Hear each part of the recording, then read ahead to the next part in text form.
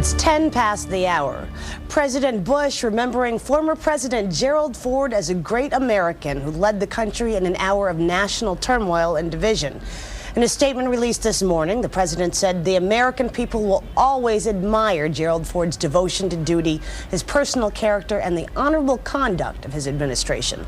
Laura and I offer our deepest sympathies to Betty Ford and all of President Ford's family. Our thoughts and prayers will be with them in the hours and days ahead. Joining us with more on the former president's life and legacy is Ford biographer Douglas Brinkley, who joins us by telephone from Austin, Texas. Mr. Brinkley, thank you so much for joining us. No problem. When people think of President Ford's presidency, they think of the pardon. But it seems like there was a little bit more to it than, as some speculate, some kind of a deal for the presidency for this pardon, because President Ford was always so stunned by the public's reaction, the negative reaction. Could you elaborate on that? Well, yes, he was stunned by it. Remember, he's our accidental president. He wasn't elected not only president or vice president. You have to cut back to August 74. He's suddenly in the Oval Office.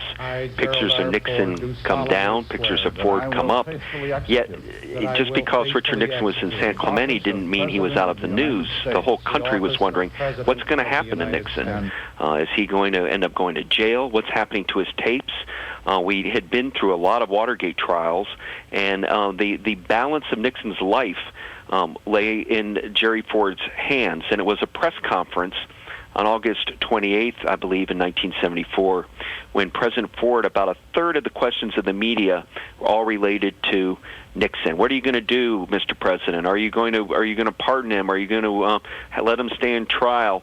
And Ford left that press conference really angry at both himself and the media and saying, I'm not going to go through 2 years as president answering all these questions. I'm just going to pardon Nixon. And eventually, a few short weeks later, he did. And he thought the pardon would get some, there was going to be carping from the left.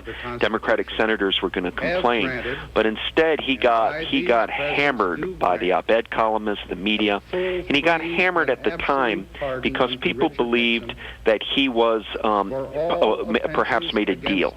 Al Haig had actually come into the and saw Ford and offered a deal. Said, "Look," and Ford said, "No deal, I won't do it." But still, that it besieged President Ford. And so, when you go through his presidency and what he had to accomplish, he was president 895 days. The specter of Nixon always hung there. And, of course, he lost. And it's only recently that he started getting rehabilitated, people thinking the pardon was a good idea.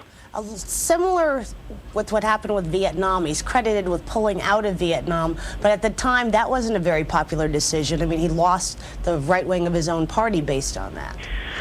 Well, a lot of people, there were hawks in the Republican Party who said, don't get out of Vietnam. Of course, it was the Democratic Congress that sort of forced his hand, cutting off funding. And Ford was in a difficult position, and he did the hard thing, which was evacuate us. And look at the two accomplishments we most talk about President Ford: pardoning of Nixon, putting Watergate behind us, and then getting us out of Vietnam, ending our longest war. And that's why I think the catchphrase that you see attached to Mr. Ford is right. People always say he healed the nation. His memoir is called A Time to Heal, and it's because of the putting Watergate in Vietnam behind us that he's remembered. There are other accomplishments. He dealt with the Mayaguez incident, which you'll be hearing about that in coming days, the Helsinki Accords, which he thought was his great accomplishment, which was forcing the Soviet Union to look at their bad human rights record. So there are other things that are going to be talked about, but it's really those two events that are he's most remembered for. So many similarities, when I think of President Ford, between he and President Carter. Both of them had a lot of challenges during their presidency, but post-presidency, public opinion becomes so favorable. Why did that occur with President Ford? Well, first off, presidents usually get a bit of an upward revision in history. Once they're gone, we kind of miss them a little bit. And in the case of President Ford, look, everybody liked Jerry Ford. He was known as Genial Jerry. He became president because he had bedrock integrity and honesty. He left the White House, I think, leaving a clean smell behind, if you'd like.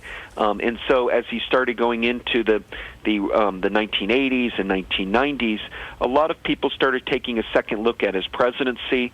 Bob Woodward, the famous Watergate reporter, recently wrote a very strong essay arguing, you know what, Ford did the right thing pardoning Nixon. He did save our country a lot of anguish.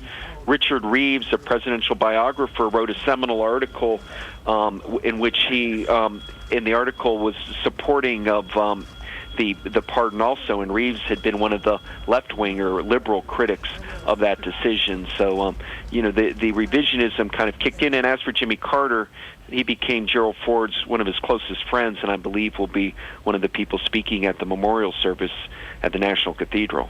Very quickly, I know you've had the honor of seeing some personal correspondence between former President Nixon and President Ford. Just tell us about their personal relationship. Well, the historian Arthur Schlesinger Jr. does a presidency series, a book on presidents, and I've just finished the one on President Ford, and in my research I was able to stumble upon a treasure trove of letters, and some of these include the whole lifetime correspondence of Richard Nixon's letters to Gerald Ford.